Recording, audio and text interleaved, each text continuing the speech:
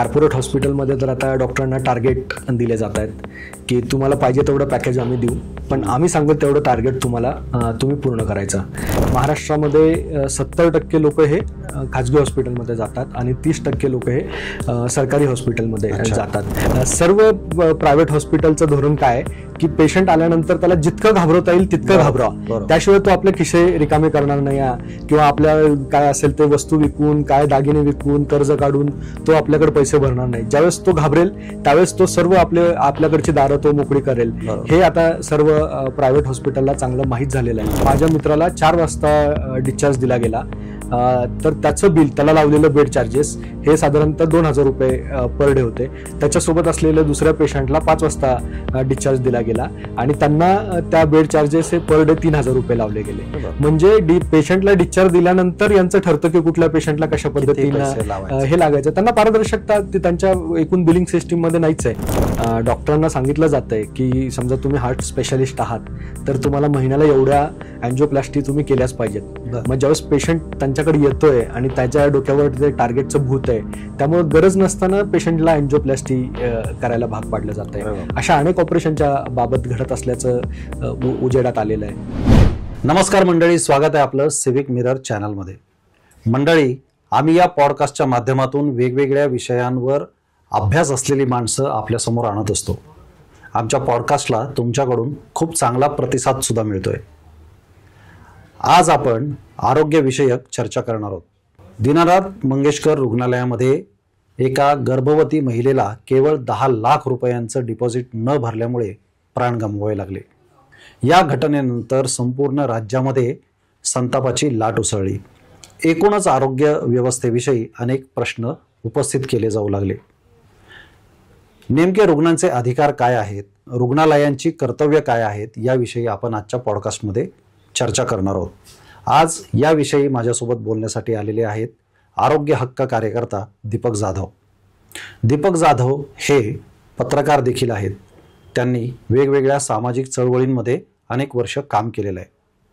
मागील अनेक वर्षांपासून ते आरोग्यविषयक चळवळींमध्ये काम करतायत. रुग्णांच्या हक्कांविषयी आणि आरोग्य सुविधा सुधारण्याविषयी ते अनेकदा प्रयत्नशील असतात आणि त्या प्रकारे ते अनेक आंदोलनांमध्ये देखील ते सहभागी असतात. महाराष्ट्रातल्या वेगवेगळ्या जिल्ह्यांमधील शासकीय आणि खाजगी रुग्णालयांचं मूल्यांकन करणारा एक अहवाल देखील ते दरवर्षी प्रकाशित करीत असतात. आज आपण त्यांच्याकडूनच या सर्व व्यवस्थेविषयी जाणून घेणार आहोत. दीपक, नमस्कार. नमस्कार, स्वागत आहे सिविक मिररमध्ये. आपण सगळ्यांनी बघितलं की दीनानाथ मंगेशकर हॉस्पिटलमध्ये एका गर्भवती महिलेचा मृत्यू झाला आणि त्यानंतर प्रचंड जनक्षोभ उसळला.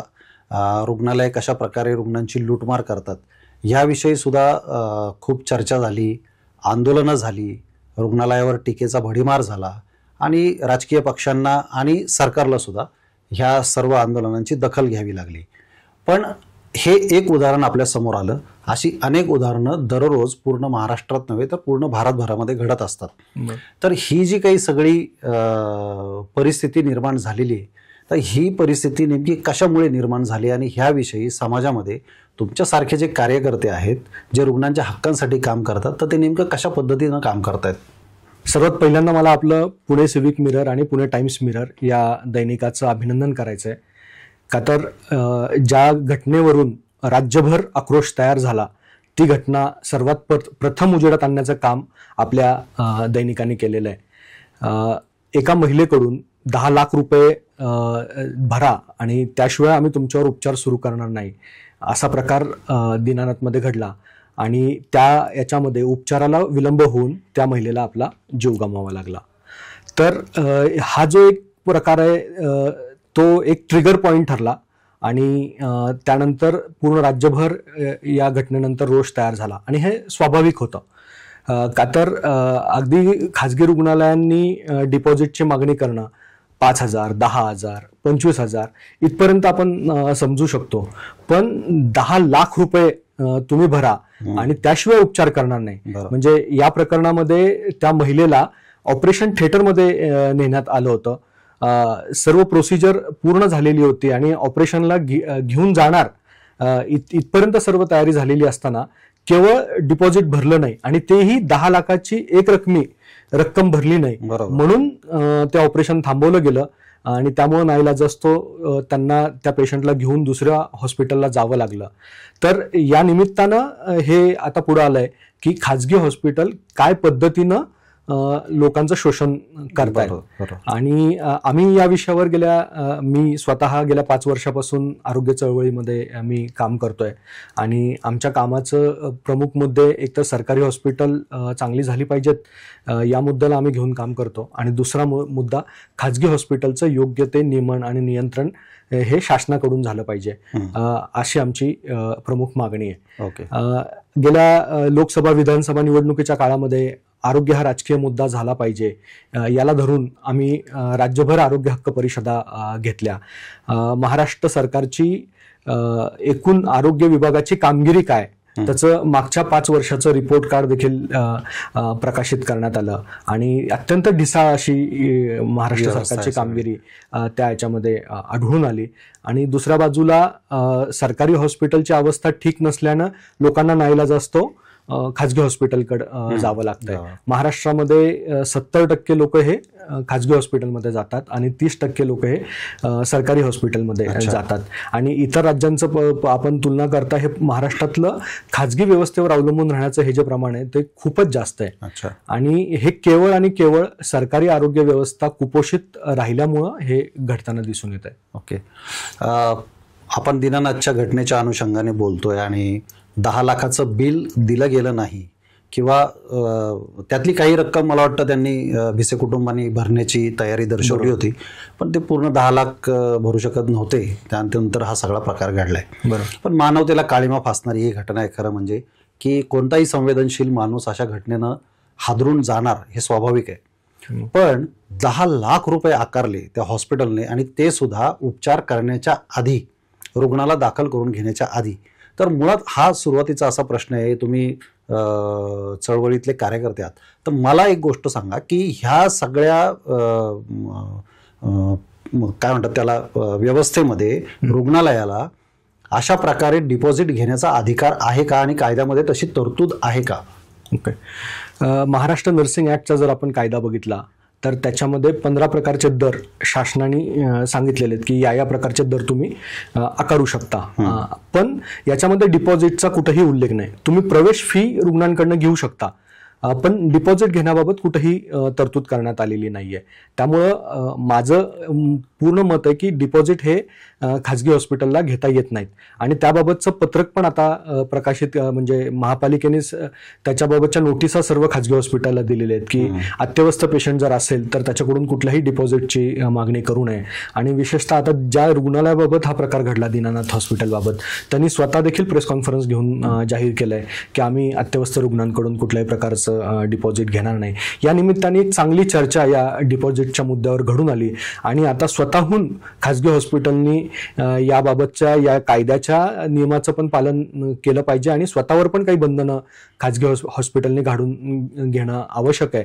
अत्यवस्थ पेशंट असेल तर बिलकुल त्याच्याकडे डिपॉझिटची मागणी न करता तातडीनं त्याला उपचार सुरू करणं हे खूप गरजेचं आहे. हा, पेशंट स्टेबल झाला, त्याची पैसे भरण्याची ऐपत नसेल तर तुम्ही पुढच्या 24 तासात पेशंट स्टेबल झाल्यानंतर त्याला तुम्ही सरकारी हॉस्पिटलमध्ये किंवा इतर धर्मादाय हॉस्पिटलमध्ये तुम्ही पाठवू शकता.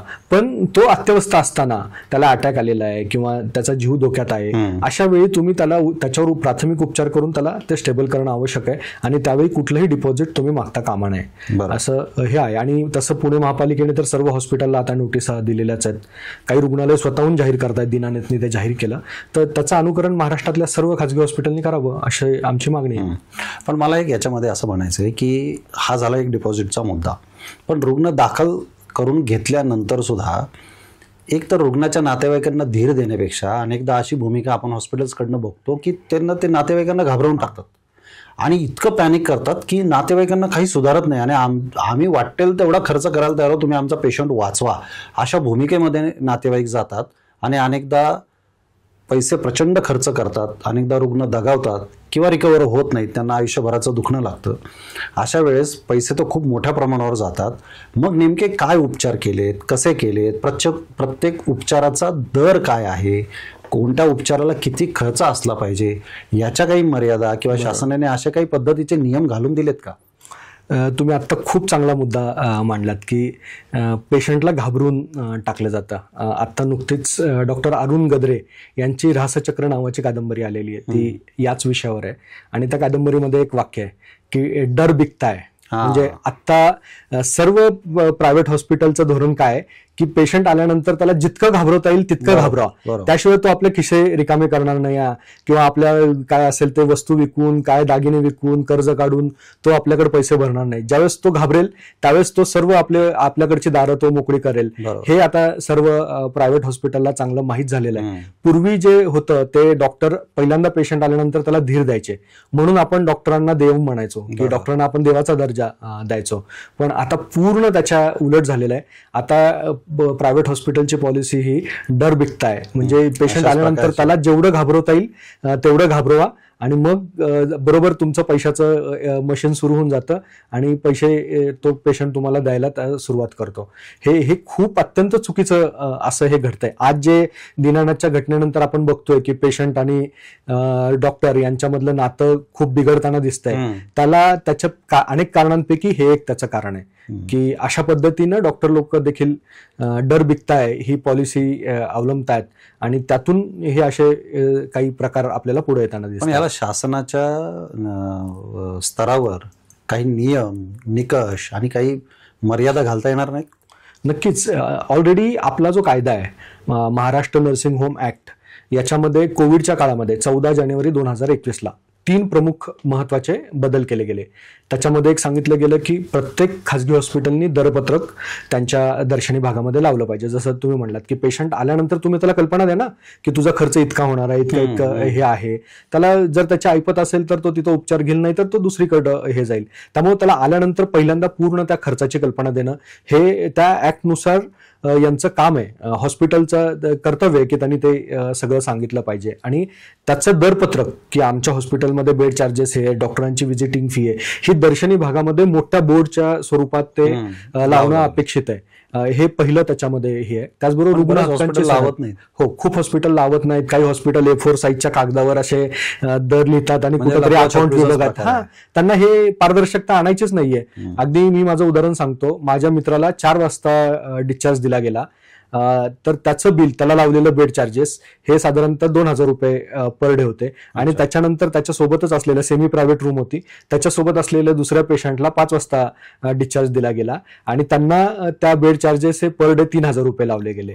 म्हणजे पेशंटला डिस्चार्ज दिल्यानंतर यांचं ठरतं की कुठल्या पेशंटला कशा पद्धतीनं हे लागायचं. त्यांना पारदर्शकता त्यांच्या एकूण बिलिंग सिस्टीम मध्ये नाहीच आहे. त्यामुळं आपण सातत्यानं मागणी करतोय की ते दरपत्रक हे खाजगी हॉस्पिटलनी लावले पाहिजे. आणि अजून त्याचा पुढचा मुद्दा की जो सर्वात महत्वाचा आहे असं मला वाटतो आणि त्याकडं सध्या जे काही आता दीनानाथच्या निमित्ताने आक्रोश तयार झालाय तो या मुद्द्याकडे वळला पाहिजे आणि याच्याकडे लोकांचं मी लक्ष वेधू इच्छितो की त्या नर्सिंग होम ऍक्ट मध्ये एक वाक्य लिहिलेलं आहे की जेही प्रायव्हेट हॉस्पिटल आहेत ते त्यांचे दर जे निश्चित करतील ते शासनानं वेळोवेळी विहित केलेल्या दरांपेक्षा जास्त असता कामा नयेत. या वाक्याचा अर्थ काय तर खाजगी हॉस्पिटल मर्यादा घालून दिलेली आहे आणि त्याच्या आतच तुम्हाला ते दर ठेवायचे. आता ऍक्च्युली आरोग्य चळवळीची अनेक दिवसापासूनची मागणी आहे की हॉस्पिटलचे रेट फिक्स केले पाहिजेत. त्याच्याबद्दल जनस्वास्थ्य अभियानाने सुप्रीम कोर्टात याचिका दाखल केलेली आहे. ती आता अंतिम स्टेजला आहे. कदाचित त्याच्यात काही पॉझिटिव्ह निर्णय येण्याची शक्यता आहे. पण तो निर्णय यायच्या अगोदरही कायद्यामध्ये अशा तरतुदी आहेत की त्यांना वाजवीपेक्षा जास्त बिल आकारणी करता येत नाही. म्हणजे अवाजवी बिलं हे प्रायव्हेट हॉस्पिटल घेऊ शकत नाहीत. त्यांच्या विरोधात आपण दाद मागू शकतो. प्रत्येक महापालिका, जिल्हा परिषद किंवा सिव्हिल सर्जन स्तरावर खाजगी हॉस्पिटल विरोधात तक्रार करण्यासाठी तक्रार निवारण कक्ष असणं बंधनकारक आहे त्या कायद्यानुसार. आणि पेशंट जर ऍडमिट असेल तर 24 तासाच्या आत त्या तक्रारीवर सुनावणी घेतली गेली पाहिजे. पेशंटचा जर डिस्चार्ज झाला असेल तर 1 महिन्याच्या आत ती सुनावणी घेतली पाहिजे. असं त्याच्यामध्ये नमूद करण्यात आलेलं आहे. फक्त या तक्रार निवारण कक्षाकडे ज्या लोकांकडून तक्रारी दाखल व्हायला पाहिजेत त्या फारशा होताना दिसत नाहीत. आणि यांनी जे काम करायला पाहिजे महापालिकेने, की असा तक्रार निवारण कक्ष केलाय, याचा हा टोल फ्री नंबर आहे, हा जाहीर करणं, त्याची वर्तमानपत्रातून प्रसिद्धी करणं, या हॉस्पिटलनी तो तक्रार निवारण कक्षाचा क्रमांक त्यांच्या दर्शनी भागामध्ये लावणं, ह्या ज्या गोष्टी व्हायला पाहिजेत ह्या झालेल्या नाहीयेत.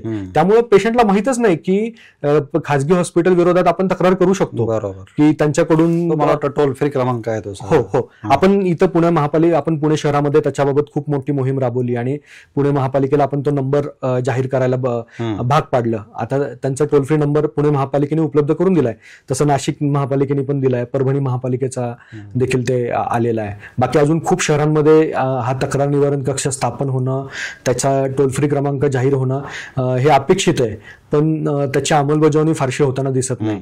आणि त्यामुळे आपण ते सातत्यानं लक्ष वेधतो. आता या दीनानाथच्या घटनेनंतर पण आपण त्या गोष्टीकडे लक्ष वेधतोय की असे मोठे इन्सिडेंट घडल्यानंतर जागे होण्यापेक्षा प्रिकॉशन म्हणून अगोदरच या सगळ्या गोष्टींची अंमलबजावणी जे कायद्यात आहे, आपण असं नाही सांगत की नवीन काहीतरी तुम्ही वेगळं करा वगैरे, जे कायद्यातच आहे तसंच इम्प्लिमेंटेशन करा असं आपण मागणी करतोय. पण आता ढोबळ बघायला गेलं तर तुमच्या बोलण्यामध्ये जे काही 3-4 मुद्दे आले, एक तर टोल फ्री क्रमांकाचा आला, दुसरा मुद्दा दरपत्रकाचा जो दर्शनी भागात लावला गेला पाहिजे तो आला, आणि एक तक्रार निवारण केंद्राचा एक मुद्दा आला. पण ही सगळी जी म्हणजे हे सगळे जे मुद्दे आहेत हे रुग्णाला किंवा रुग्णाच्या नातेवाईकांना त्यांचे हक्क काय आहेत किंवा त्यांच्या सुविधांसाठी ह्या सगळ्या गोष्टी अस्तित्वामध्ये आहेत, त्याचा उपयोग तुम्ही करून घेतला पाहिजे ह्याच्यासाठी आहेत. परंतु ह्या सगळ्या गोष्टी रुग्णापासून किंवा त्याच्या नातेवाईकांपासून कशा लपवता येतील ह्याचाच अधिक प्रयत्न होताना दिसतोय. कारण पुण्यातल्या कोणत्याही रुग्णालयामध्ये कधी तुम्हाला दरपत्रकाची पाटी बघायला मिळत नाही, टोल फ्री क्रमांक बघायला मिळत नाही किंवा तक्रार निवारण कक्ष बघायला मिळत नाही. मग आता रुग्णालयांमध्ये एक पद असतं समाजसेवक नावाचं, जे लोकांशी संवाद साधतात, त्यांच्या समस्या जाणून घेतात आणि अगदी अल्प उत्पन्न गटातले लोक असतील, शासकीय योजनांची माहिती देणं, अशा प्रकारचे. पण ते लोक काय करतात मग? बरोबर.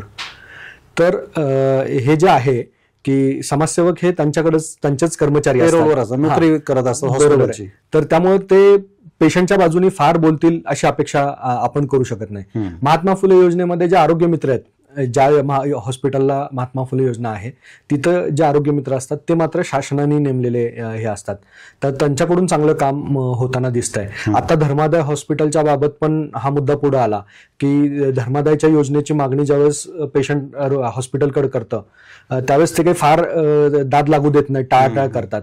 मग जसं महात्मा फुले योजनेचा आरोग्य मित्र तिथं हॉस्पिटलमध्ये असतो शासनाचा प्रतिनिधी म्हणून, तसं आता धर्मादाय हॉस्पिटलच्या अंमलबजावणीसाठी आरोग्य दूत नेमण्याचं देवेंद्र फडणवीसांनी जाहीर केलंय आणि 180 काहीतरी पद आरोग्य दूतची मंजूर करण्यात आली आहेत आणि ती येत्या काळात हॉस्पिटलमध्ये असतील, तर त्याचा एक चांगला परिणाम कदाचित येत्या काळात दिसू शकेल. बरोबर. आता हे आपण आतापर्यंत जे बोललो तर एक तर डिपॉझिटचा मुद्दा बोललो, दुसरा उपचारांच्या खर्चाच्या बाबतीतलं नियंत्रण नाही किंवा त्याच्यावर कुठल्याही निकषांची अंमलबजावणी होत नाही, त्यामुळे बेसुमार पैसा उकळला जातोय, हे एक त्यातून आपण पाहिलं. पण आता ह्या सगळ्यांच्या पलीकडे गेल्यानंतर एक असं दिसतंय की आरोग्य सेवा असं आपण ह्या क्षेत्राला म्हणतो, पण ही आरोग्य सेवा न राहता हा एक बाजार झाला, एक फार मोठं मार्केट झालं, ही फार मोठी इंडस्ट्री झाली.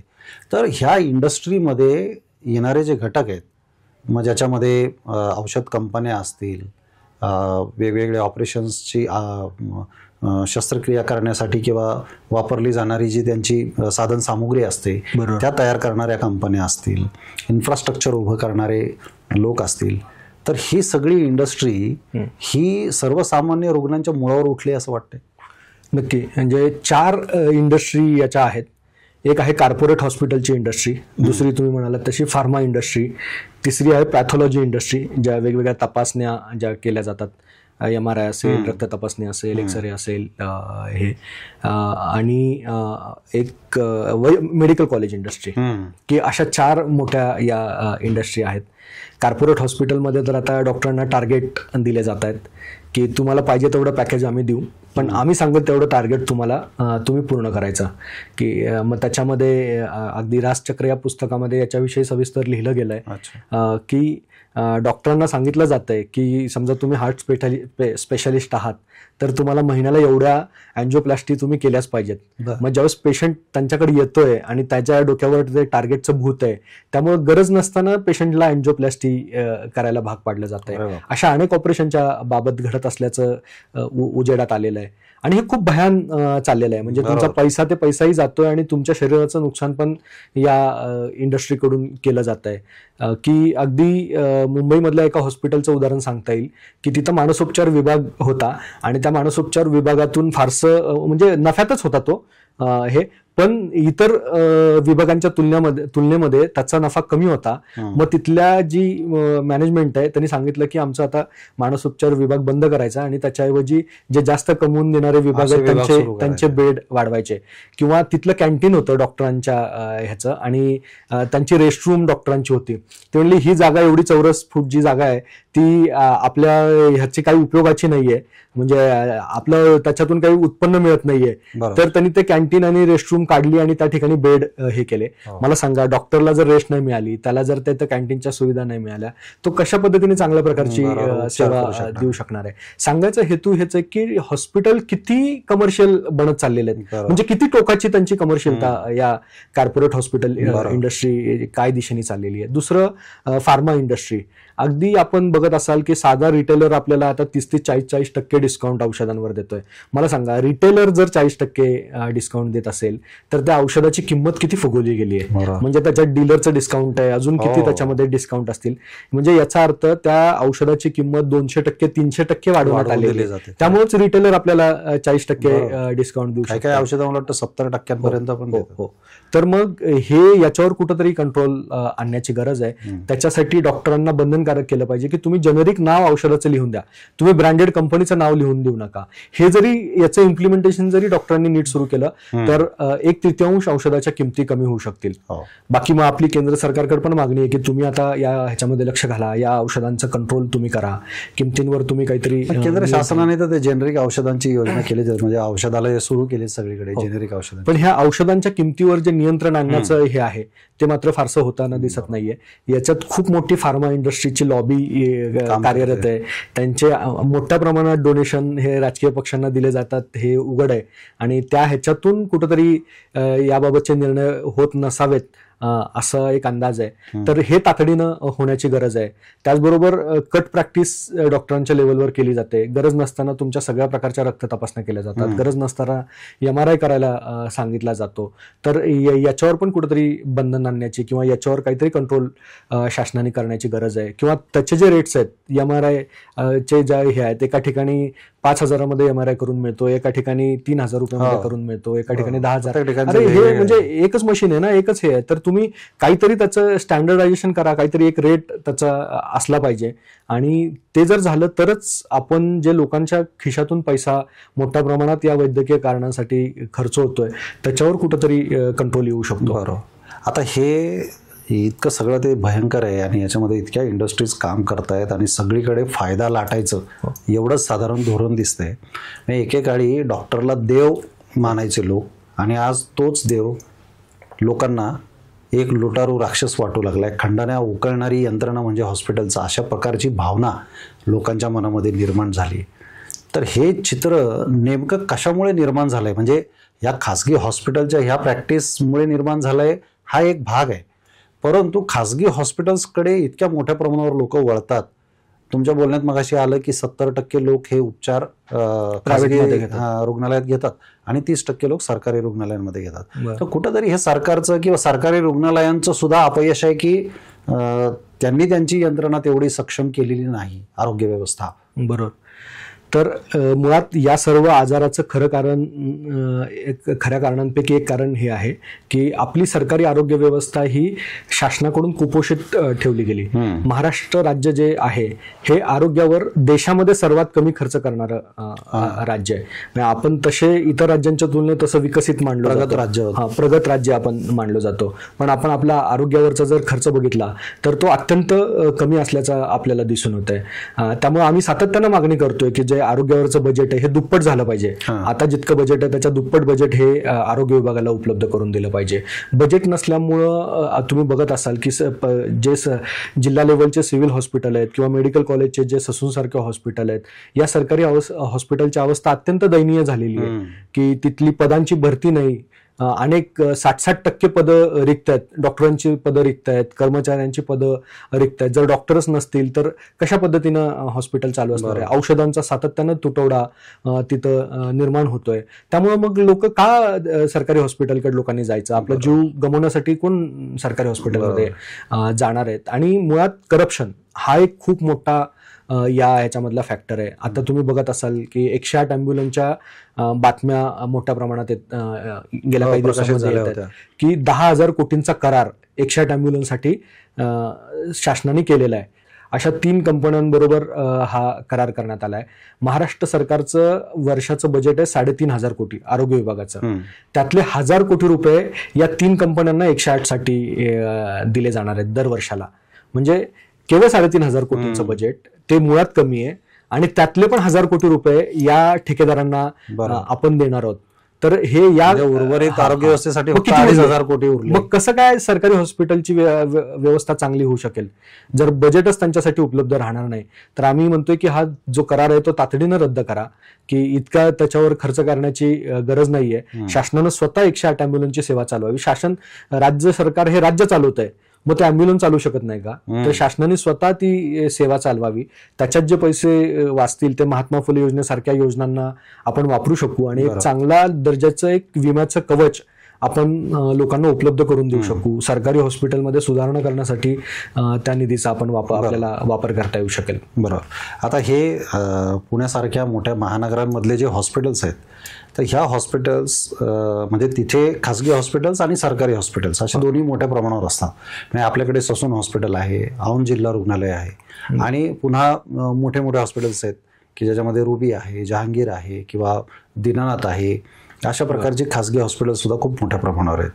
तर ह्या सगळ्या याच्यावर नियंत्रण करणारी स्थानिक स्वराज्य संस्था जी असते, तर त्यांचा जो आरोग्य विभाग आहे, तर त्या आरोग्य विभागामार्फत ह्या सगळ्या याच्यावर कशा पद्धतीनं नियंत्रण आणता येऊ शकतं? बरोबर. तर हे जे सर्व खाजगी हॉस्पिटल आहे त्यांनी आपली नोंदणी ही महापालिकेच्या आरोग्य विभागाकडे करायची असते. शहराचं ठिकाण असेल तर तिथं महापालिकाचा आरोग्य विभाग हे काम बघतं. जर तालुका स्तरावरचं असेल तर त्यांनी सिव्हिल सर्जनकडे त्याची नोंदणी करायची असते आणि गाव पातळीवरचं ग्रामपंचायत स्तरावरचं असेल तर त्यांनी जिल्हा परिषदेच्या आरोग्य विभागाकडे हॉस्पिटलनी नोंदणी करायची असते. त्यामुळं त्यांची जी अथॉरिटी आहे ही त्या ह्याचा आरोग्य विभाग, त्या स्थानिक स्वराज्य संस्थेचा आरोग्य विभाग ही त्या खाजगी हॉस्पिटलची प्रमुख अथॉरिटी असते.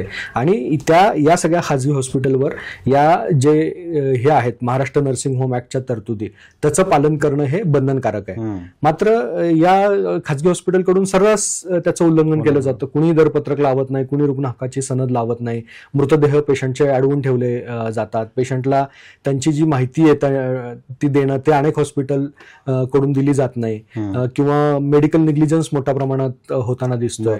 आणि यांचं जे काम आहे ह्या सगळ्या गोष्टींकडे लक्ष ठेवण्याचं, यांनी कधी म्हणजे तुम्ही आता दीनानाथची घटना घडली म्हणून काय आता नोटिसा निघाल्या आता हे झालं, त्याच्यापूर्वीचं एकही उदाहरण तुम्ही दाखवावं की यांनी पुढाकार घेऊन खाजगी हॉस्पिटलवर काहीतरी नियंत्रण आणण्यासाठी प्रयत्न केलेत म्हणून. मुळात ज्या डॉक्टरांच्या संघटना आहेत त्या अत्यंत स्ट्रॉंग आहेत आणि त्या अत्यंत प्रेशर या महापालिकेच्या आरोग्य विभागावर टाकतात आणि पालिकेचे अधिकारी खूप घाबरून त्यांना कुठलेही निर्णय घ्यायला किंवा त्यांच्यावर कुठलीही कारवाई करायला धजावत नाहीत.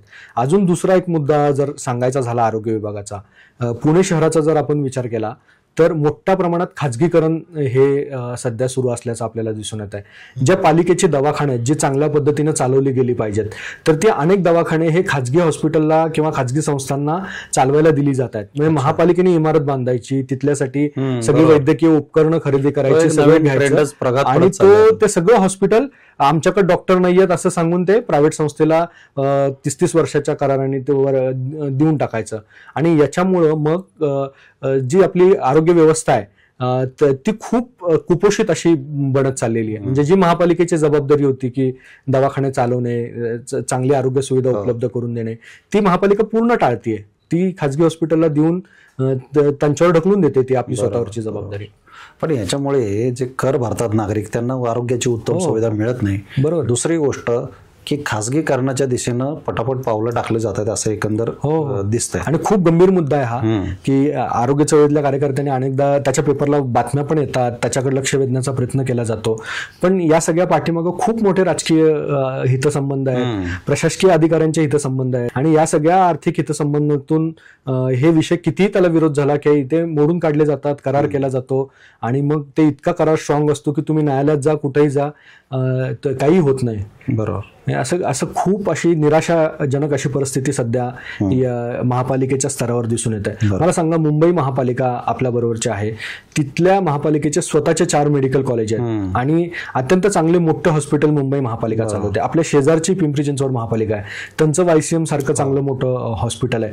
पण पुणे शहराचं असं कुठलं मोठं हॉस्पिटल आहे की जिथं ICU आहे, जिथं चांगल्या पद्धतीनं सेवा दिली जाते? कमला नेहरू एक छोटं हॉस्पिटल आहे, तिथं फक्त डिलिव्हरीची सेवा आहे, डिलिव्हरीची सेवा आहे, बाकी कुठंही नाही. म्हणजे चांगले ICU तिथं उपलब्ध नाहीयेत, किंवा जिथं स्वस्त दरामध्ये चांगल्या सुपर स्पेशालिटी सुविधा मिळतील अशी कोणतीही सुविधा महापालिकेच्या हॉस्पिटलकडे नाहीये.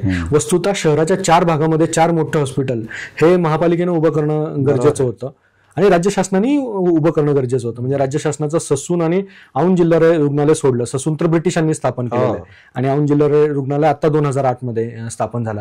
ह्या 2 रुग्णालयांच्या व्यतिरिक्त पण गेल्या 150 वर्षामध्ये काहीच नाही झालेलं. बरोबर. की जे राज्य शासनाची पण जबाबदारी होती मोठं हॉस्पिटल शहरामध्ये बांधण्याची. आज आपण 35 लाखाची लोकसंख्येचा आकडा कधीच ओलांडलेला आहे, आता आपण 40 लाखाच्या पण पुढे गेलेलो आहोत, पण त्या तुलनेत हॉस्पिटल नाही उभे राहिले. सरकारी गावातून इथे उपचार घ्यायला येणाऱ्यांची पण संख्या खूप जास्त. सातारा, सांगली, कोल्हापूर या भागातून इकडे पेशंट येतात, बाकी पुणे जिल्हा पूर्ण आहे, सोलापूरवरून पेशंट येतात. म्हणजे एकट्या ससूनवर किती आपण लोड देणार आहोत?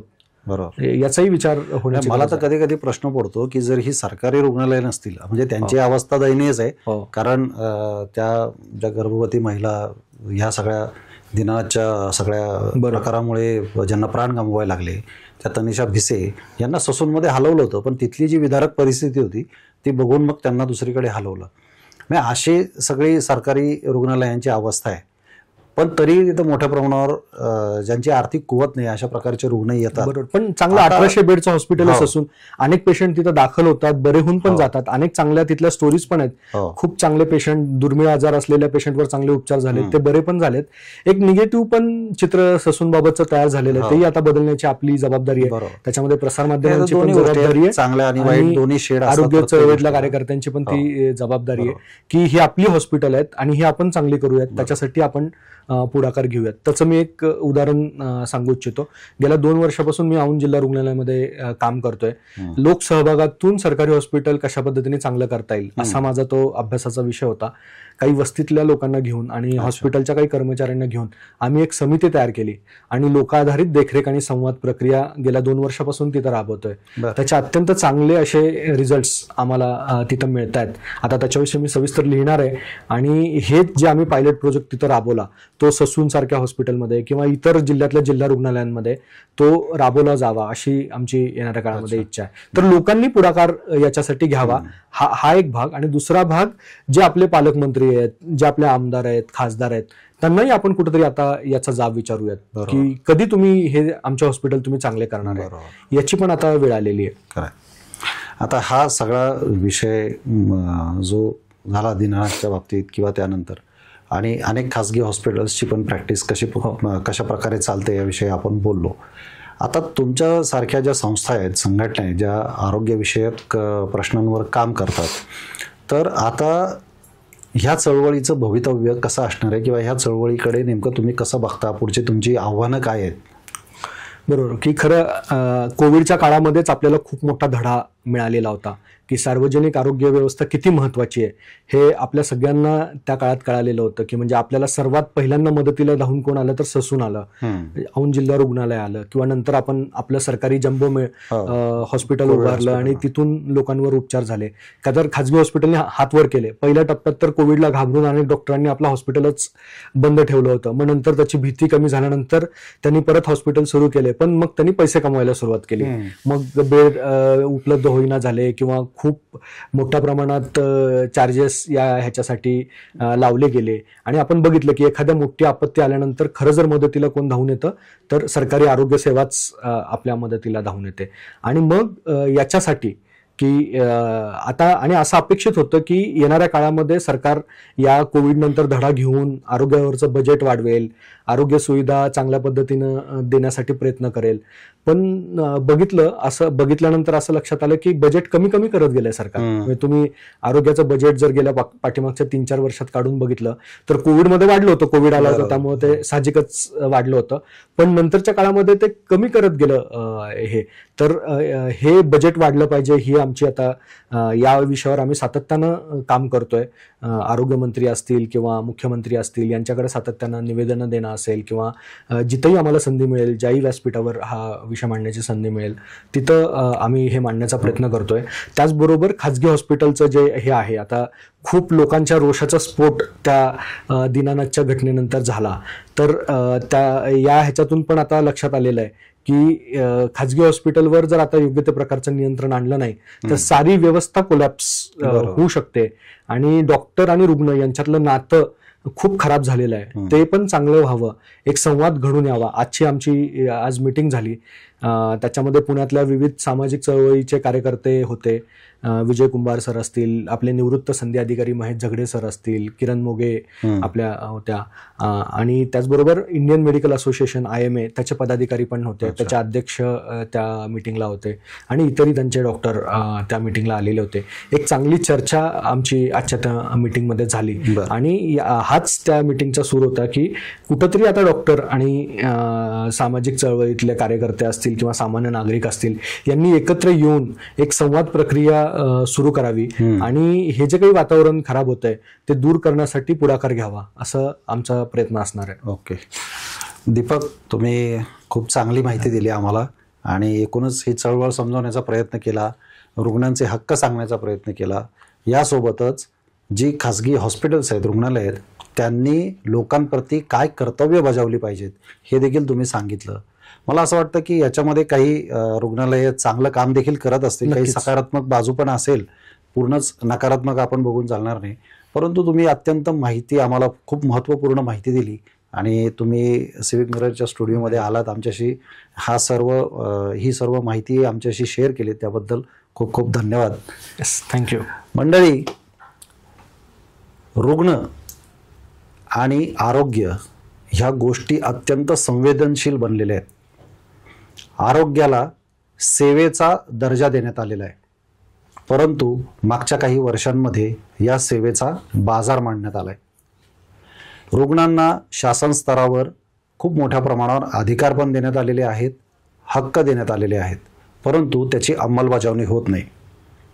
आपण रुग्ण म्हणून किंवा रुग्णाचे नातेवाईक म्हणून या सर्व गोष्टींबाबत आपण सुद्धा थोडा अभ्यास करायला पाहिजे. आपण कायद्याची पुस्तकं चाळायला पाहिजेत. आपण ह्या सर्व गोष्टींची माहिती घ्यायला हवी.